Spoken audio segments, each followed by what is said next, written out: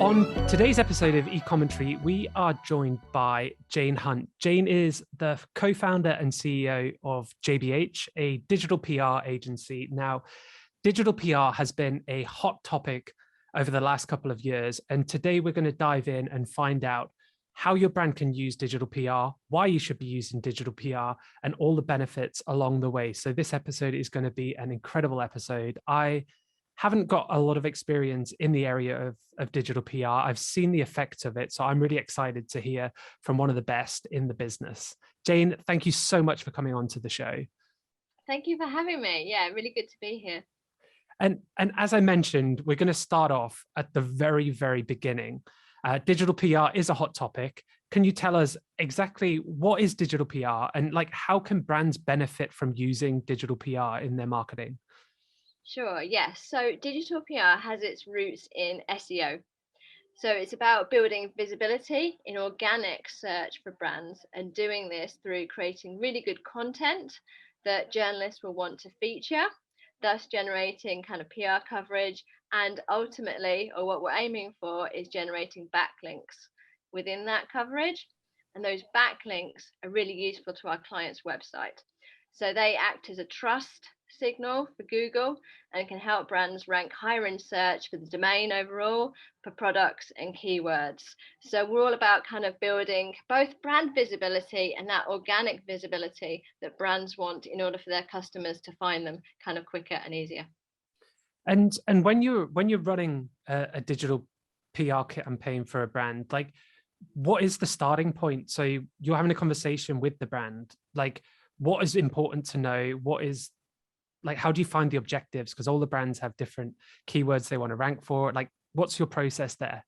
Yeah, that's a good question. So what we normally do is we start off with an onboarding session, and it sounds really boring, but actually it's a couple of hours and we literally go through everything. So we go through a brand's specific objectives.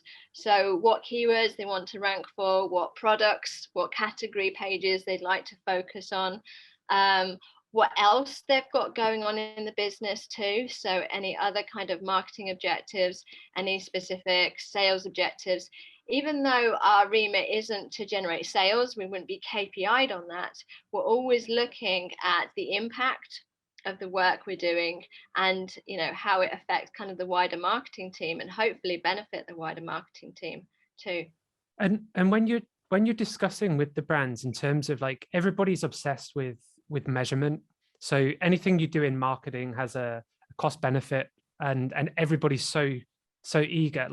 What are the metrics of a successful digital PR campaign? What should brands be thinking about? How is it going to help them? And that's a good question. And that can vary from brand to brand. And it varies depending on kind of budgets. It depends on past experience of kind of link building and digital PR. How competitive they want to be within the marketplace. And that's obviously kind of mostly governed by kind of available spend.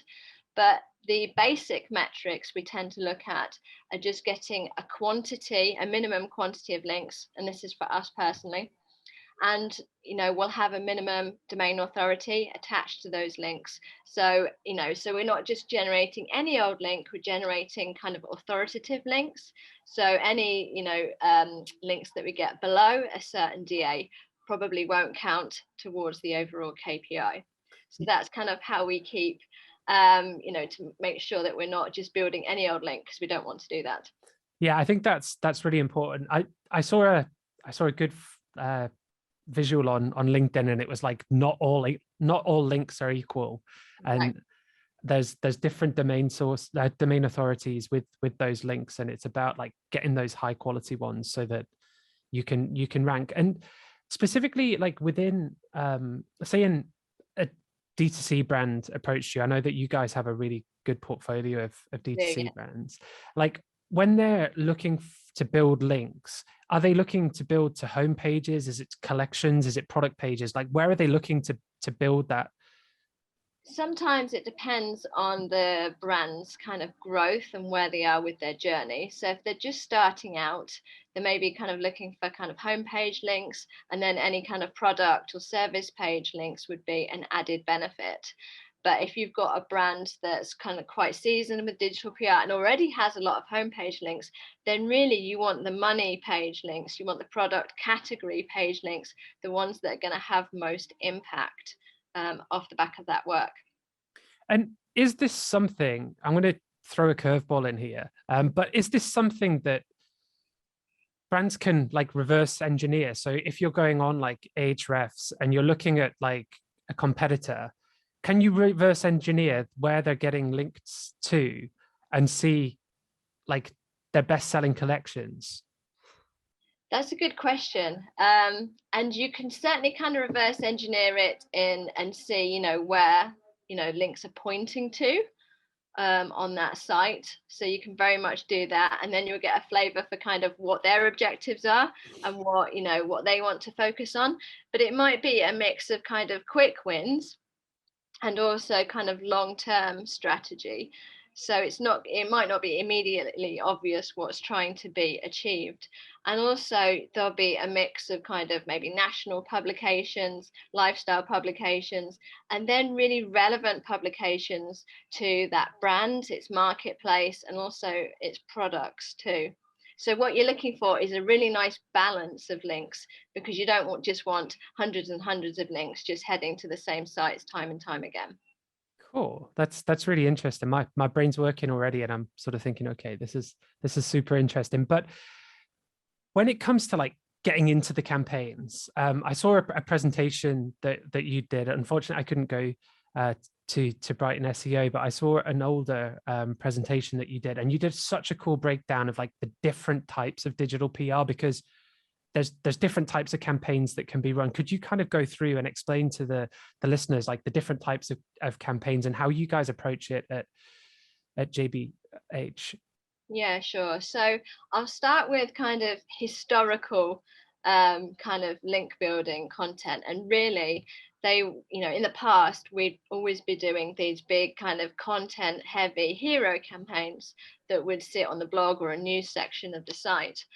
And they could be infographics, interactive campaigns, or something with kind of a lot of data behind it, but they'd be all singing or dancing. And the aim, you'd be putting kind of all your budget, all your resource into these really cool campaigns, and just like really hoping that the strategy was going to pay off and that you were going to get a really decent quantity of links off the back of that campaign. And I feel that a couple of years ago, maybe kind of coinciding with the pandemic, there was a bit of a shift, and that certainly we as an agency stopped focusing so much on hero campaigns and started kind of having a more blended approach to digital PR. So we do a lot more reactive PR, so borrowing from traditional PR tactics, so newsjacking, and we also do a lot of proactive PR, which is us suggesting the story to journalists. So rather than waiting for something to newsjack, we'd be like, well, we think this is an interesting story. This is how it's relevant to you. Here's some tips, expert commentary, data, whatever it is that we can kind of provide to generate that coverage. And that works very well. And that sounds amazing if you're a journalist to have like these super creative agencies. They must just be sitting back, drinking a coffee and thinking, okay, I wonder when Jane's going to email me with my next piece. Like, is that what you're doing? You're literally creating the news story for the journalist. Yes. Yeah. And sometimes it can be, a journalist will just copy and paste whatever you've given them because it's ready to go. You've packaged it up for them. Their headlines are obviously, are ready to go too. Other times they will take a part of your campaign and they'll write their own story around it. Other times they'll do a roundup and feature lots of different products. So your brand kind of might be included in there as one of them. So it can vary as to how they use your content. But certainly we're trying to make their lives as easy as possible, give them everything in that one email, all the images, links to everything they're going to need, so they don't even need to come back to you to ask for more. So with your team, are you actually hiring people with a journalism background or a copywriting background? Is that how you approach it? It's not a necessity because we've got a really good training program here. However, we'd love to take on kind of ex-journalists or people who've done a journalism course, because it makes it, I guess, easier to kind of get to grips with what we do, and there might be more of a natural flair for it. But certainly we offer really good training, and we train people on how to develop ideas, how to pitch those ideas, how to find angles within data, how to put the content together, write landing pages. We train them on absolutely every element of it. So, it's a nice to have, but it's not a necessity. And I want to circle back to newsjacking, because this is the big headline piece. I'm sure that people that come into digital PR, this is your shot to go viral as such. Can you explain what newsjacking is? But also, I think quite interestingly was like the approach that you've taken in terms of your newsroom to actually make sure that you're able to execute this. So can you take us from the bottom and then explain how you guys are set up to make the most of it? Yes. So newsjacking for us means jumping on a trending story and ensuring that any pitches we're putting out on behalf of our clients actually add value to that story. So we're not just saying the same thing again. We're either kind of adding some tips, we're adding some data that the journalist doesn't already have, or we're adding a quote. So we're adding to that conversation in some way, saying something slightly different, but always making sure that it's super relevant to our brand and that there's a really good reason for the journalist to actually use it. That's so cool. And then, like, how are you guys set up for that? I think that's really exciting, like the process. Sure. Yeah, so over the past kind of couple of years, we've been kind of putting together a newsroom. And this is kind of a team we have internally at JBH that's obviously all over the news every day. And they're always looking for opportunities for all the brands that we have on board. They're very quick. So it's something that you have to be so speedy with. So we try and turn around a newsjack within half an hour. Yeah. So it's quick. And the reason we do that is because there's so many other brands and agencies to compete with now. So you can't afford to have a think about it for ages. You can't afford to wait a long time for a client to come back to you and say yes or no to a comment. So if you haven't got that okay, you can't send anything out. So what we like to do, and this is giving away all of our secrets, we like to have a bank of kind of content, of quotes, data, tips, etc., ready to go for these kind of reactive newsjacking opportunities, so we can get something out quickly and the client doesn't need to be sat there waiting to receive kind of a request or be on hand all the time. I think that's really, really interesting. And it is a fast-paced industry because it's competitive. We had a CMO of one of the fastest growing D2C brands in the Nordics, Ida, on the show a couple of weeks ago. And one of the things that he was looking to do is insource his marketing team. Now, having to respond that quickly, is it going to be possible to have a digital PR team internally, or is it just like ineffective? What's your thoughts on that? With the right digital PR team, it can be really effective. The key is just having the right people in place and making sure they have what they need to be able to respond quickly. So for things like newsjacking, especially kind of around important times like the budget, you really need those experts on hand within your brand or organization to be able to respond quickly and give the digital PR team everything they need to go out or to get it signed off quickly. So it doesn't just sit with the digital PR team. It also sits with anyone else that needs to provide a quote or expert opinions or tips and advice, whatever it might be. And with an area like newsjacking, I guess it's akin to something like going viral on social. When it really hits and you manage to start building those links, it's quite addictive, and you're constantly trying to get the next big success. Like, as a leader in a digital PR agency, like, how do you manage the emotion of that sometimes the story will hit and sometimes your next viral newsjack could be weeks away? Like, how do you handle that with your team and manage their approach? That's a good question. I'm not sure there is one right way of managing it. I think you need people on that team that have the constant desire to keep pitching, to keep looking for opportunities.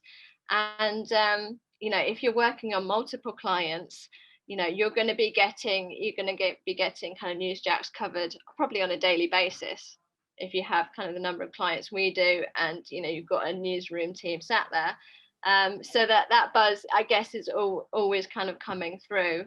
So we don't have any times where we don't have any success in that respect. So I wouldn't say there are any like major dips, but I think you do need to be a person that's kind of ambitious. You need to be a go-getter, and you can't be affected when people say no, or why are you sending me this, or whatever response you can get occasionally. You got to have like thick skin and just yeah, you need thick skin to work in PR.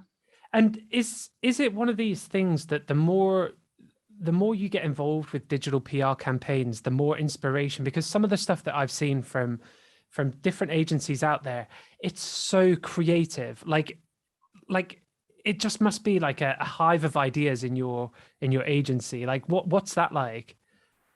Yeah, I think there's a difference in kind of coming up with ideas for the big creative hero campaigns, and a difference in coming up with ideas for kind of proactive pitches, or kind of what you can newsjack, etc., and how. So I think the funner part is the working on the big hero campaigns, doing that kind of ideation. You get to be more creative, maybe a little bit more playful, and that's where kind of design assets and anything else kind of comes into play as well, and you can really see the fruition of your idea really come to life. And then when it goes on to do really well and generate lots of links, then that's a really cool moment to think that's my idea and that's done really well. So there's a difference between the activity, I guess, and the emphasis on it. And I know that a lot of people listening will have read digital PR campaigns, possibly without even realizing, when they're on the news sites. Like, is there any way for them to spot a digital PR campaign, or is that the secret to a good digital PR campaign?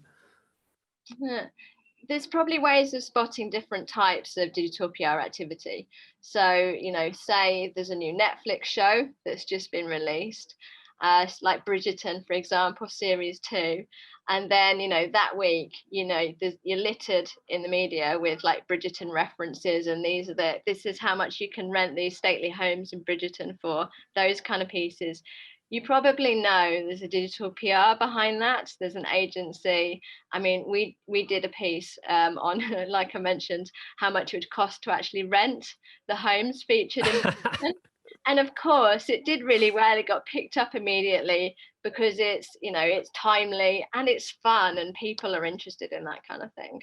So when there's stories like that and there's links in there, to a brand, it's probably digital PR.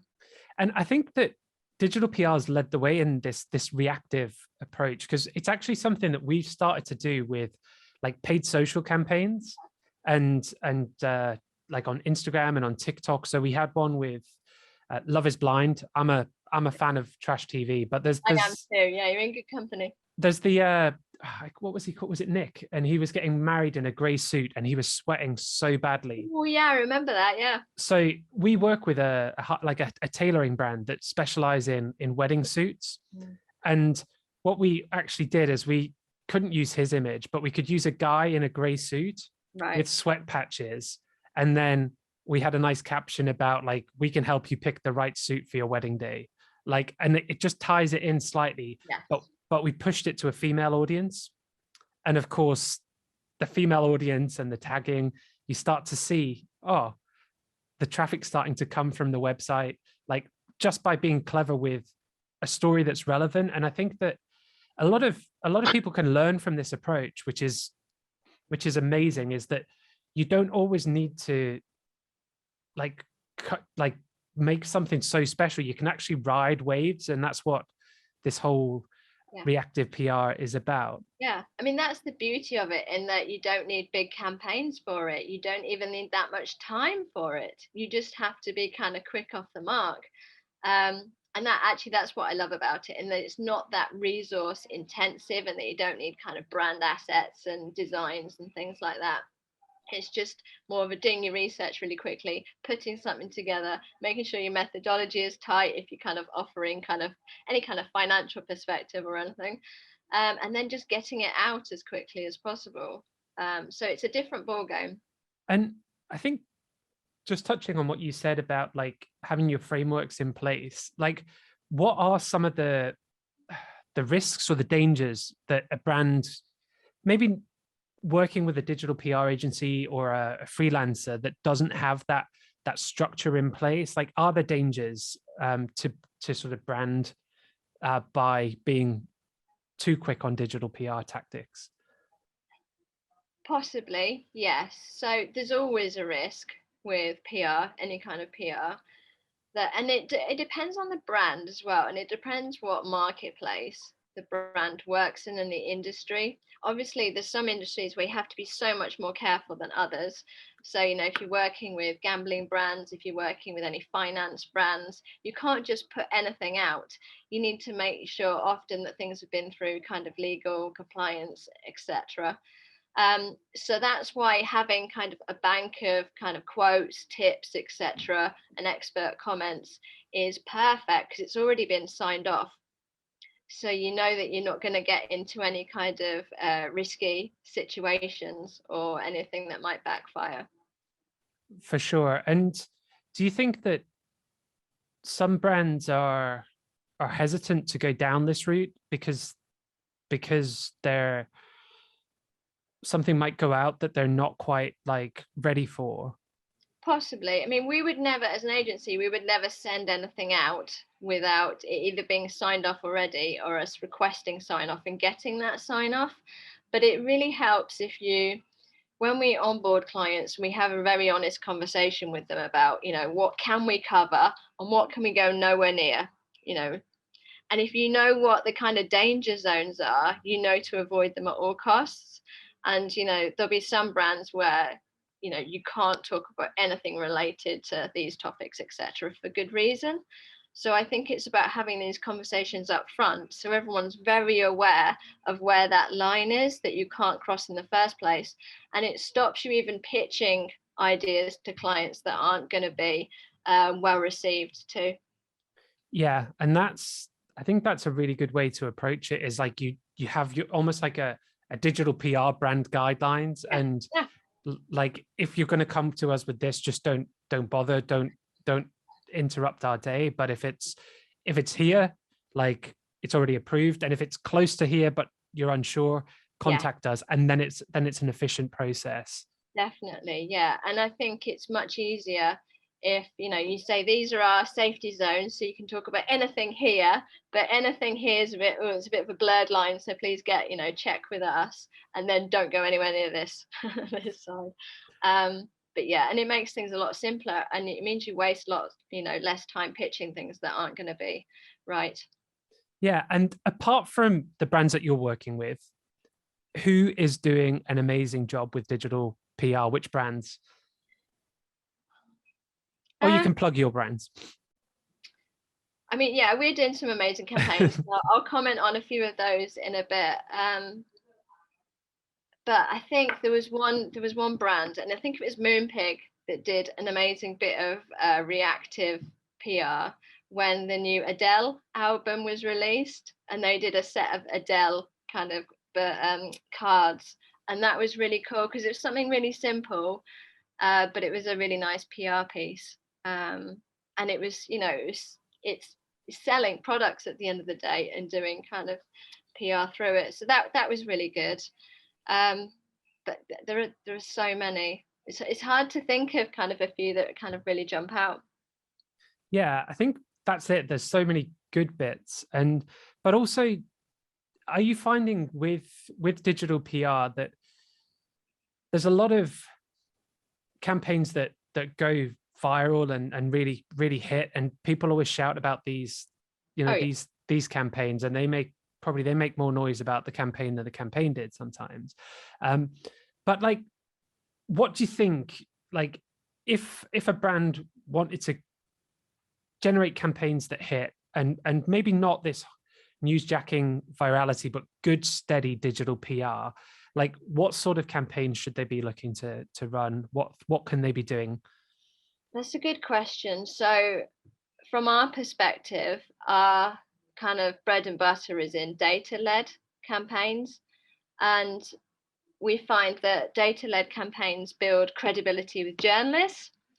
Obviously, you have to have a very tight methodology for any data you're putting together, and the sourcing has to be spot on, etc. Or you're using your own data. But yeah, not only does that kind of build credibility with journalists, but if you've got a big data led campaign, you tend to have lots of different angles within that data.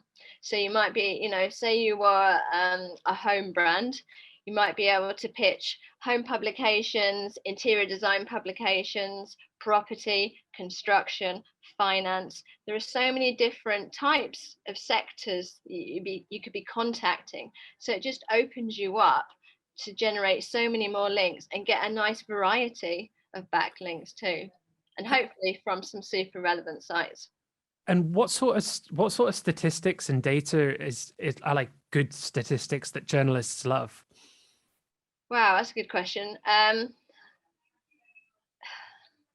There's easy to come by statistics. So in the industry, we use Google Trends a lot to find, obviously, trends and to find little pieces of data, etc., or just to show that there's a reason why something is timely or it's seen an upward trajectory. But journalists are well aware of Google Trends and use it themselves. So I think they'd see it more of a starting point than a full story. But there's certainly so many data sources and so many free data sources that you can look for data on. So on our website, on our blog, we've actually got 200 free data sources. So I'll share the link with you later, and it might be useful for any listeners. And that includes, crime statistics, World Health Organization. There's even the CIA, and some really interesting organizations on there that are actually giving away tons of free data. So there literally is something for every sector on there. So it's not hard to find free data, but it can be hard to find the right data or find data groups and kind of pull them together to give you kind of a new or unique perspective.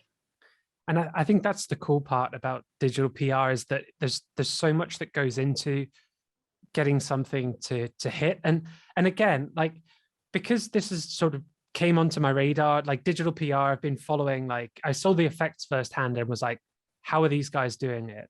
And then I got really into like the research and data. I'm a bit of a nerd when it comes to data. And then I started to talk to our team about like how to leverage like trends in like TikTok advertising.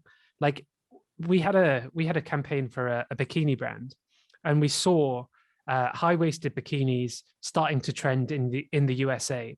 So all of a sudden, straight on the phone to the client, like, what content have you got with high-waisted bikinis?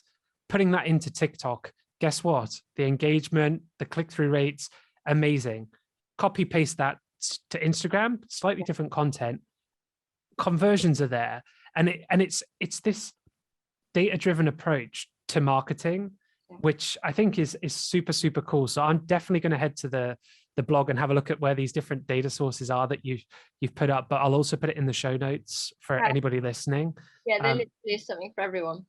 But that's super exciting, and I just think it's so creative how you guys put together your campaigns and make it interesting for the journalists, but also for their readers. That's the best part, is that yes, the journalist loves it, but it's because their readers will love it and find it interesting. Like, I want to know how much it costs to rent the houses in Bridgerton. Like, I can tell you.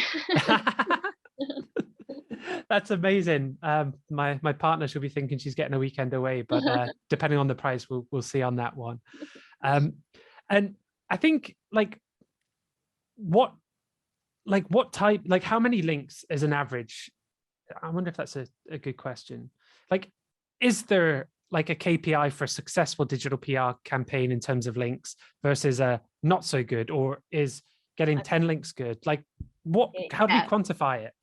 there's a good SEO answer for this, and it depends. So it depends on the objective, it depends on the publications that you're aiming for links from. It depends whether your KPI is just about quantity or whether it's about the quality of the publications and how relevant they are to the brand. And things have switched in the last few years in that people care less about the quantity of backlinks and they care more about the quality of those backlinks. So that being from authoritative sites and being super relevant. And relevancy is huge in digital PR right now. And I'd argue that far outweighs a quantity of links. So to answer your question, a campaign that doesn't secure any links obviously would be a fail. And that does happen occasionally, not to us because of how we put together our campaigns, because we can always find angles and get coverage. But some campaigns will obviously do a lot better than others. But yeah, for example, I think because we're talking really about hero campaigns, but we've done work for brands that's based on kind of proactive PR, so suggesting a story, and it can be timely. So it can be not a news jack, but it will still be kind of relevant to that week or whatever's going on. And we find that if by building links to specific product pages, it may only take 5 links from decent sites to move the needle and to show impact.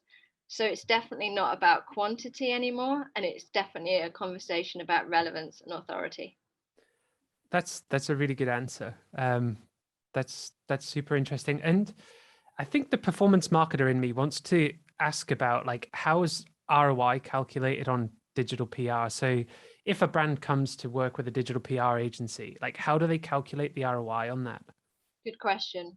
So again, it depends on the brand's objectives.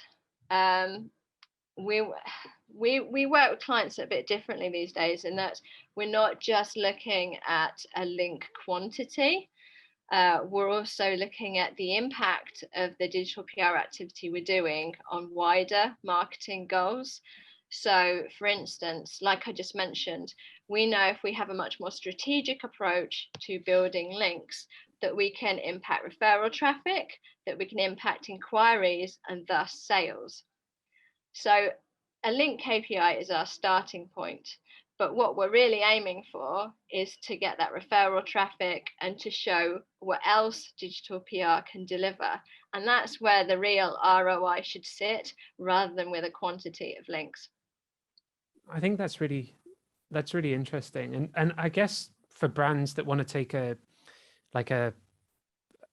stripped back approach to measurement, you'll pay a digital PR agency a fee for a campaign that will be as part of the marketing budget, and there'll be a revenue number, so that if you factor in your marketing spend or your marketing cost base and your sales and revenue or your MER numbers go up, then you happy days.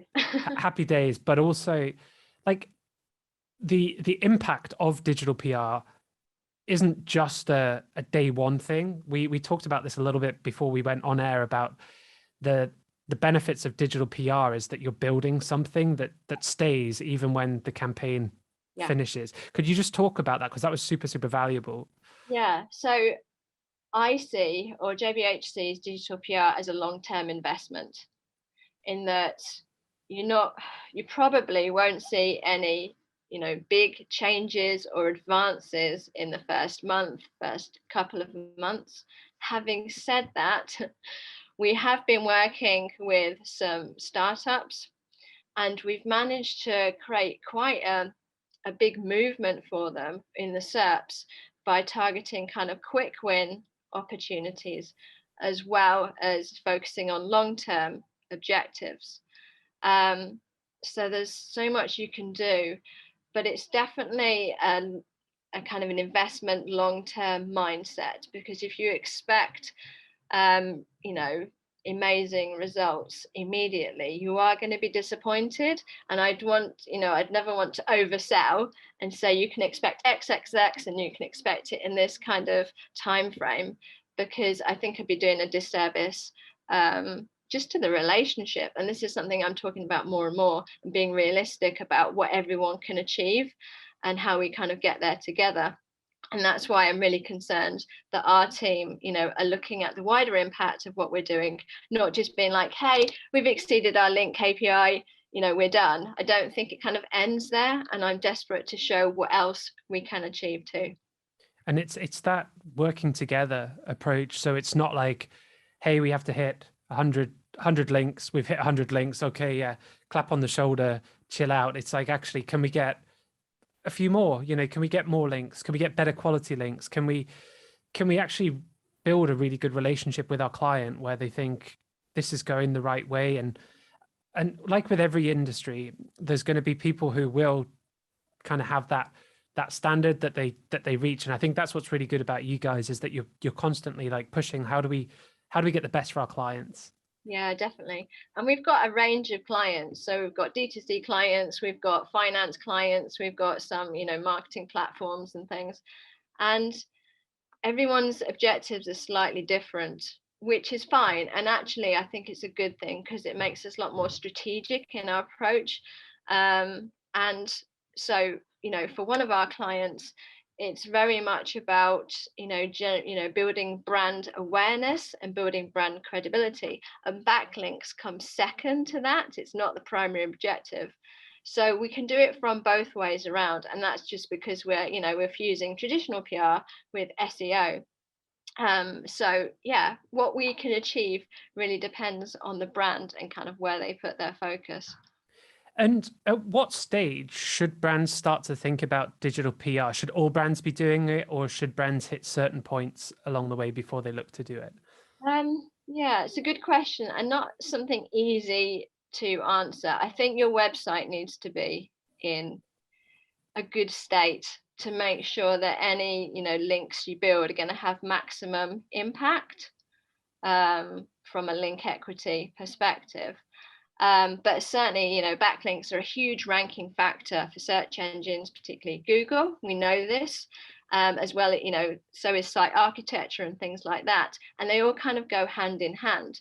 So really, if you want to be really competitive, then you do need to be building links from as early as possible. And like I say, you don't need to build a huge quantity of links. If it's done strategically, 3 to 5 links can actually make a difference. So you don't need huge budgets to do it. You just need the knowledge and the expertise, whether that's with a freelancer or whether that's working with an agency like us. That's so cool. And we also have some listeners that are looking to start their career in the world of digital or in the world of marketing. Like if they're listening to this and probably like me thinking, whoa, this is such a cool area. Like what makes someone good at digital PR, and how can people get better at, or start to go down that career route of digital PR? I think there's probably a couple of things. It's obviously an interest in the media. Without that, there's no point. An interest in popular culture really helps, especially for what we do, and jumping on newsjacking and trends and things. But one of the most important things for me is just the determination, that fire to, want to kind of achieve things, want to kind of chase down that coverage and that backlink, because there's a lot of going back to journalists and saying, well, can you just pop that backlink in, please, and kind of credit us for this work, etc. So you need that fire and that desire to actually kind of achieve. But yeah, and if you're someone that has a lot of ideas as well, then that's really helpful. But all the kind of bits and pieces, so all the kind of data-led work, putting together press releases, all that kind of thing we can teach people. What I can't teach is having that drive. So that's kind of what I look for personally when I recruit. That's so cool. And so if you're sitting there with tons of ideas and you're the person who thinks, hey, this brand should have done this, or it would have been funny to do this, then a career in digital PR could be a really good route for you. Definitely. And we're hiring right now as well. We're actually looking for some juniors. So if you are interested in a career in digital PR, then have a look at our website because the job description's on there. I'll be popping my application in, Jane. I Look out for that. so. The guys in the team will be like, please go, please go. But no, in all seriousness, I think we've whetted people's appetite with like how cool digital PR sounds. I hope so. What are the favorite campaigns for you that you've been involved with? Like, what are the ones that stand out from your memory as like, that was amazing? Okay, I'm going to start with one that's not actually a D2C campaign. So we did one called OnlyFans, and I always mention it, and we've won so many awards for it. So it was for a gambling brand called Sluts Up that aren't that well known. And they just wanted to kind of build brand visibility, obviously in the SERPs, but also kind of get their name out more too, and build kind of brand awareness. And I think it was a couple of years ago now. So our director, could see, that people were joining OnlyFans, and it was kind of trending, and it was trending in the press. So she thought it'd be a great idea if we put together like an OnlyFans celebrity ranking. And basically, it was like a ranking of how much all these celebrities do earn on OnlyFans, or if they weren't on there, what they could earn on OnlyFans. So you had these two lists. So, two different types of lists to be pitching to journalists, etc. So, we included celebrities that we thought, might comment on their inclusion, etc. So we, for example, we said, this is how much Lewis Capaldi could earn if he was on OnlyFans. And of course, he got involved, he tweeted about it, etc. And then the campaign just kind of blew up more, and it did go viral. And I don't say that lightly, because, people say things have gone viral when they haven't, but it did. And it even got featured on American TV. It got picked up on Entertainment News, which was amazing. And that's kind of my claim to fame for us. And so it was seen all around the world. And not only that, but it got tons of links, and it generated an incredible amount of referral traffic for them too off the back of it. And basically we put them on the map. So yeah, that's one of my favorite campaigns because it was so fun. That's so cool. It's like pairing humor, like popular culture, and then just like social interaction. And maybe those are the components. I saw, we're not going to say what Lewis Capaldi tweeted because it was quite, I mention it. then Apple would give us a strike, or they would flag us for profanity. But if you search for it, you'll find it on the internet. It's a case study on our website. So there's a little image of what he said on there. I love that. And I just love the creativity. And for me, like, that's what marketing's about. Yeah. It's about these ideas, execution, and then when it hits, it's just like wow, and it keeps you coming back for more and more. Yeah. And the question that we always round up with is all about predictions for the future of the marketing sector, or for digital PR. Like, what are your predictions for digital PR over the next 12, 24 months? Wow. Okay. I don't know whether I have any predictions. I think the industry, like we mentioned at the beginning, the industry is booming at the moment, and there's so many more brands and agencies getting involved in digital PR. And I think that will make things a lot more competitive for everyone involved. And it will be the difference between generating coverage and backlinks. It really will. And that's why speed is so important. And that's why working with a really good agency is important, because you've got so many agencies out there adding digital PR to their service, and obviously haven't got the background experience in it. And there's also, it's going to sound terrible, there's also a lot of agencies offering it very cheaply. And people, brands are having a bad experience because of that. They're not getting kind of what was promised. So they're being overpromised, underdelivered. So I have a lot of conversations with brands about that and how they've been burnt before and things. So I just think it's well worth everyone really doing their research and making sure they don't just go with the cheapest supplier. Yeah, because they're cheap for a reason. I think that's an amazing point. And we, in performance marketing, like we come up against this all the time, that, there's the simple comment of you buy cheap, you buy twice, but actually dig into it, that when there's a cheap pitch put forward to a brand, there are people executing the work, and there's a set amount of hours that you need to execute a job properly. So that if you're getting pitched, I don't know, £500 for a digital PR campaign, I'm spitballing, I don't know if this is too high or too low, but there's somebody who has to work a set amount of time for a campaign to hit. So if you're paying £500, there's only so many emails you can send to a journalist in that period. If you want something reactive, that person isn't sitting around waiting for the news story for you. They're probably working on 50 other projects, and it's just a case of luck if it hits or not. So that whenever anybody pitches anything super, super cheap, always think about the hourly of the people involved with it. And in a digital PR project, you've got the copywriters involved with it, you've got digital PR execs. So many background people that you have no idea about. Exactly. And if you start to think, oh, hang on, to do it properly, you need 7 people, and it's coming in at £500. Like, how is the agency going to pay the bills with 7 people at £500 for a campaign? It's math, and something doesn't add up, which is usually that they're not going to put the time in.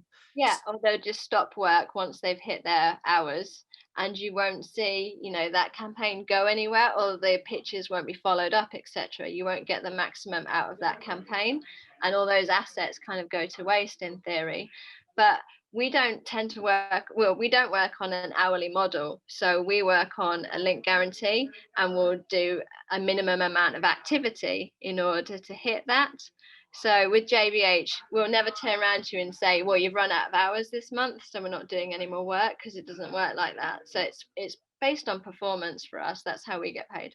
That's super cool, Jane. And for anybody who wants to find any of the articles you've mentioned on today, or wants to view the case study of OnlyFans, Lewis Capaldi's involvement, like, where can people find you? Where should they be going to read more about digital PR? If you want to share any other links, then we'd love to hear, because I think our listeners will be super interested. Thank you. Yeah, so for more information and to check out all the case studies and things, and head over to jbh.co.uk. And then there's tons on the blog. There's so many kind of great articles on, we cover the difference between traditional PR and digital PR, for example. We've got loads of data sources, etc. And like I said, we've got some great case studies too to have a look at. Jane, it's been absolutely amazing. We'll make sure to add everything into the show notes as well, so that people can find things a lot easier. It's been so nice having you on. I've really enjoyed our conversation. You've got the cogs whirling in my brain, so it's going to have got the cogs whirling in our listeners' brains. Thank you so much for your time. Really appreciate you coming on. No problem. Thank you for having me.